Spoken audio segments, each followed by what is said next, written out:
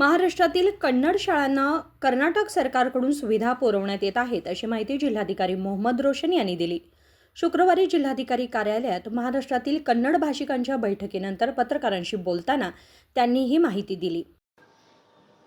ಜಿಲ್ಲಾಧಿಕಾರಿ ಕಚೇರಿಯಲ್ಲಿ ಒಂದು ಸಭೆಯನ್ನು ಆಯೋಜನೆ ಮಾಡ್ಕೊಂಡಿದ್ವಿ. ಈ ಸಭೆಯ ಉದ್ದೇಶ ಏನಂದ್ರೆ ಮಹಾರಾಷ್ಟ್ರದಲ್ಲಿ ಇರುವಂತ ನಮ್ಮ ಕನ್ನಡಿಗರು ಯಾರಿದ್ದಾರೆ ಅವರ ಹಿತರಕ್ಷಣೆ ಹಾಗೂ ಸಮಸ್ಯೆಗಳ ಕುರಿತು ಈ ಒಂದು ಸಭೆಯನ್ನು ಆಯೋಜನೆ ಮಾಡಬೇಕಂತ ಹೇಳಿ ನಮ್ಮ ಗಡಿ ಅಭಿವೃದ್ಧಿ ಸಚಿವರು, ಪ್ರವಾಸೋದ್ಯಮ ಸಚಿವರು, ಕಾನೂನು ಸಚಿವರು ಎಚ್.ಕೆ. ಪಾಟೀಲ್ ಸಾಹೇಬ್ರ ನಿರ್ದೇಶನದಂತೆ ಇವತ್ತು ನಾವು ಅಲ್ಲಿರುವಂತ ಜತ್ ಕಾನ್ಸ್ಟಿಟ್ಯೂಯೆನ್ಸಿ XMLA ಸಾವಂತ್ರವರ ಜೊತೆ ಹಾಗೂ ಅವರ ತಂಡದ ಎಲ್ಲ ಸದಸ್ಯರ ಜೊತೆ ಅಲ್ಲಿರುವಂತ ಕನ್ನಡಿಗರ ಸಮಸ್ಯೆಗಳೇನು ಹಾಗೂ ಅದನ್ನು ಯಾವ ರೀತಿ ಆಳಿಸಬಹುದು, ಪರಿಹಾರವನ್ನು ಹುಡುಕಬಹುದು ಅನ್ನೋದ್ರ ಬಗ್ಗೆ ಒಂದು ಸಭೆಯನ್ನು ನಡೆಸಿದ್ವಿ. ಮೂಲತಃ ಕರ್ನಾಟಕ ಸರ್ಕಾರದ ವತಿಯಿಂದ ಸಾಕಷ್ಟು ಸವಲತ್ತುಗಳು ನಾವು ಮಹಾರಾಷ್ಟ್ರದಲ್ಲಿರುವಂತ ಕನ್ನಡ ಶಾಲೆಗಳಿಗೆ ಹಾಗೂ ಕನ್ನಡಿಗರಿಗೆ ನಾವು ತಲುಪಿಸ್ತಾ ಇರ್ತೀವಿ.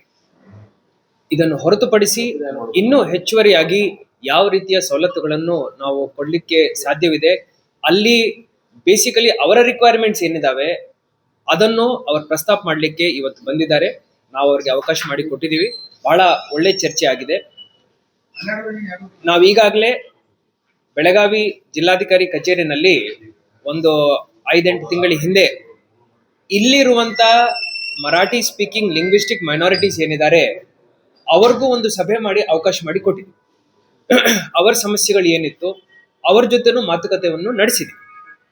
ಅದನ್ನೇ ಮುಂದುವರಿಸ್ತಾ ಮಹಾರಾಷ್ಟ್ರದಲ್ಲಿರುವಂತ ಕನ್ನಡಿಗರ ಸಮಸ್ಯೆಗಳು ಏನಿದಾವೆ ಅನ್ನೋದ್ ಬಗ್ಗೆ ನಾವು ಕೇಳಬೇಕನ್ನ ನಿರ್ದೇಶನ ಏನಿದೆ ಸರ್ಕಾರ ವತಿಯಿಂದ ಅದನ್ನು ಪಾಲನೆ ಮಾಡ್ತಾ ಈ ಒಂದು ಸಭೆಯನ್ನು ನಾವು ಮಾಡಿದ್ವಿ. ಇವತ್ತು ಮೂಲತಃ ಅಲ್ಲಿ ಇನ್ಫ್ರಾಸ್ಟ್ರಕ್ಚರ್ ಇಶ್ಯೂಸ್ ಇರ್ಬೋದು, ರಸ್ತೆಗಳ ಅಭಿವೃದ್ಧಿಗಳಿರ್ಬೋದು, ನೀರಿನ ಸರಬರಾಜು ಇರ್ಬೋದು, ಶಾಲೆಗಳ ಸ್ಥಿತಿ ಇರ್ಬೋದು, ಅಲ್ಲಿ ಕನ್ನಡ ಮಾಧ್ಯಮ ಶಾಲೆಗಳಿಗೆ ಶಿಕ್ಷಕರ ನೇಮಕಾತಿ ಇರ್ಬೋದು, ಅಲ್ಲಿ ಕನ್ನಡಿಗರಿಗೆ ಕರ್ನಾಟಕ ಸರ್ಕಾರ ವತಿಯಿಂದ ಏನು ಎಂಪ್ಲಾಯ್ಮೆಂಟ್ ಸಿಗುತ್ತೆ, ಉದ್ಯೋಗಗಳು ಸಿಗ್ತವೆ, ಅದರಲ್ಲಿ ಮೀಸಲಾತಿಗಳ ಬಗ್ಗೆ ಇರ್ಬೋದು, ಈ ತರ ಸರಿಸುಮಾರು ಒಂದು 24 ವಿಷಯಗಳ ಬಗ್ಗೆ ಇವತ್ತು ಸುದೀರ್ಘವಾಗಿ ಚರ್ಚೆ ಮಾಡಲಾಗಿದೆ. ಈ ಚರ್ಚೆನಲ್ಲಿ ನಮ್ಮ ಪೊಲೀಸ್ ಆಯುಕ್ತರು ಹಾಗೂ XMLA ಸಾವಂತ್ರವರು ಭಾಗಿಯಾಗಿದ್ದಾರೆ ಹಾಗೂ ಎಲ್ಲ ಜಿಲ್ಲಾ ಮಟ್ಟದ ಅಧಿಕಾರಿಗಳು ಅವರವರ ಸಲಹೆಗಳನ್ನು ಇವತ್ತು ಈ ಸಭೆಯಲ್ಲಿ ನೀಡಿದ್ದಾರೆ.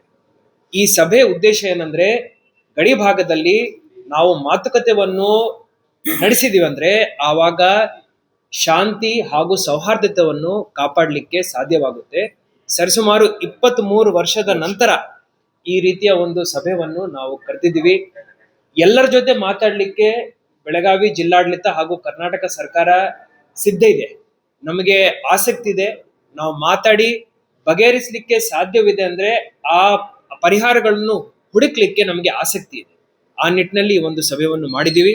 ಈ ಸಭೆ ಮಾಡಲಿಕ್ಕೆ ಮೂಲ ಕಾರಣರಾದ ಎಚ್.ಕೆ. ಪಾಟೀಲ್ ಸಾಹೇಬ್ರಿಗೆ ಹಾಗೂ ಸಾವಂತ್ರವರಿಗೆ ನಾನು ಅಭಿನಂದನೆಗಳು ಹೇಳಲಿಕ್ಕೆ ಬಯಸುತ್ತೇನೆ. ಈಗ ಇನ್ನೊಂದು 2-3 ರೌಂಡ್ ಈ ತರ ಮೀಟಿಂಗ್ಸ್ ಮಾಡಿ ಸೂಕ್ಷ್ಮತೆಗಳು ಏನೇನಿದಾವೆ ಅದರ ಬಗ್ಗೆ ಸ್ವಲ್ಪ ಪರಿಶೀಲನೆ ಮಾಡಿ ನಾವೊಂದು ರಿಪೋರ್ಟ್ ರೆಡಿ ಮಾಡಿಕೊಂಡು ನಾವು ಸರ್ಕಾರಕ್ಕೆ ಮುಟ್ಟಿಸ್ತೀವಂತ ನಮ್ಮ ಮಾಧ್ಯಮ ಮಿತ್ರರಿಗೆ ನಾನು ಹೇಳಲಿಕ್ಕೆ ಬಯಸುತ್ತೇನೆ.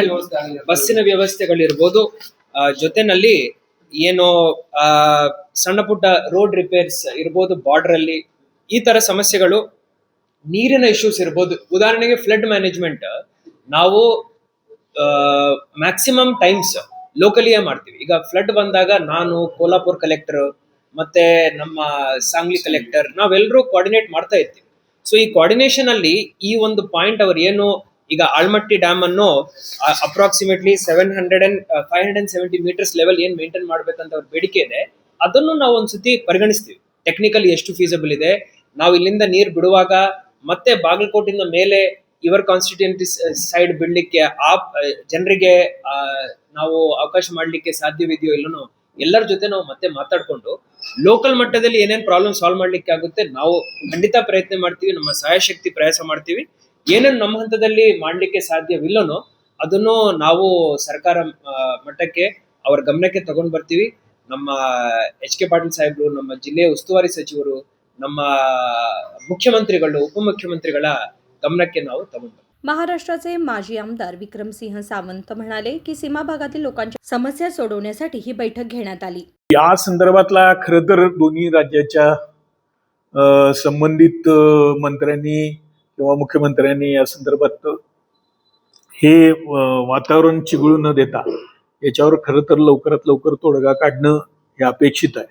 पण मला असं समजतंय की या संदर्भातले हायकोर्टाचे काही निर्देश आहेत त्याप्रमाणे दोन्ही राज्याचे मंत्री किंवा त्या नेमलेले जे काही मंत्री त्यांना जबाबदारी दिलेली त्या समन्वयाच्या दृष्टिकोनातून हे लवकरात लवकर ते प्रयत्न करतील अशी या निमित्ताने मी संदर्भातली महत्वाची बैठक गेल्या 5 वर्षाच्या कालावधीमध्ये ज्या पद्धतीनं आमच्या महाराष्ट्र राज्याचे मुख्यमंत्री आणि मंत्री यांच्या माध्यमातून राज्यपालांकडे या निमित्तानं मी चर्चा केली होती आणि त्या निमित्तानं आमच्याच राज्यपालांनी त्यावेळेस 2022 मध्ये या निमित्तानं पुढाकार घेऊन दोन्ही राज्याच्या राज्यपालांची कोल्हापूर इथे बैठक घडवून आणलेली होती. त्यात 5 जिल्ह्याचे जिल्हाधिकारी, पोलीस अधिकारी आणि संबंधित विभागाचे सगळे या निमित्तानं ती बैठक झालेली होती आणि त्याच बैठकीच्या मीटिंगच्या मिनिट्सच्या अनुषंगानं आज या निमित्तानं ही आज बैठक झालेली आहे आणि निश्चितपणानं येणाऱ्या काळात लवकरात लवकर या म्हणजे दोन्ही राज्याचा तेढ न वाढता लवकरात लवकर तोडगा निघेल. महाराष्ट्रातील 747 कन्नड भाषिक गावांनाही सुविधा मिळाव्यात अशी मागणी आम्ही केली असल्याचेही त्यांनी नमूद केले. नजीम बेटगेरी, KMM मराठी, बेळगाव.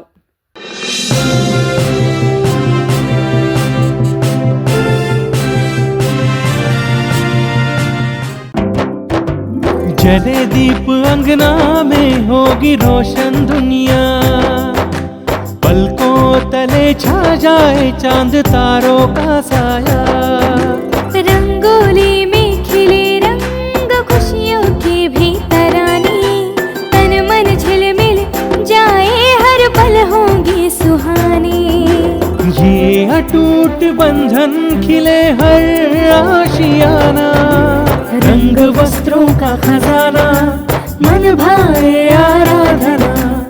आराधना, मारुति गली, बेलगाम. मन भाए आराधना.